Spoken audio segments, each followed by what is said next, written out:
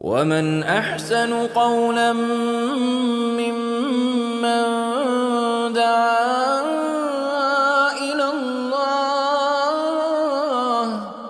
وعمل صالحا وقال إنني من المسلمين। আসসালামু আলাইকুম রহমতুল্লাহ। ওস্তাদজির কাছে আমার প্রশ্ন হচ্ছে, কোনো পুরুষ যদি কোনো মহিলাকে বিবাহ করার পর তার স্ত্রীকে তালাক দিয়ে দেয়, ওই মহিলাকে বা ওই মেয়েকে কি তার শ্বশুর অর্থাৎ ওই মেয়ের শ্বশুর তার স্বামী তালাক দেওয়ার পর তাকে বিবাহ করতে পারবে কিনা? তার শ্বশুর, যে তার শ্বশুর ছিল, সে তার ছেলে ওই মেয়েকে তালাক দেওয়ার পর সে তার ছেলের বউকে বিবাহ করতে পারবে কিনা?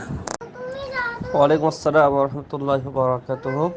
সম্মানিত ভাই, ছেলের স্ত্রী অর্থাৎ যেটা আমাদের আঞ্চলিক ভাষায় বৌমা বলা হয়, ছেলের স্ত্রীকে বিয়ে করা শ্বশুরের জন্য হারাম। আল্লাহ তাআলা বলছেন, ওয়া হালাইলু আবনাইকুমুল্লাযীনা মিন আসসালাবিকুম, তোমাদের উরুসজাত সন্তানের হালায়ের স্ত্রীদেরকে তোমরা বিবাহ করবে না, এরা হারাম। সুতরাং স্ত্রী থাকা অবস্থায় যেমন হারাম, তালাক দিয়ে দেওয়ার পরে অর্থাৎ ছেলে যখন তার স্ত্রীকে তালাক দিয়ে দিবে, তালাক দেওয়ার পরেও ওই মহিলা শ্বশুরের জন্য হারাম থাকবে। এটা স্থায়ীভাবে হারাম, তাকে বিবাহ করা বৈধ হবে না। বারাকাল্লাহু ফিকুম ওয়া জাযাকুমুল্লাহু খাইরান জাযা।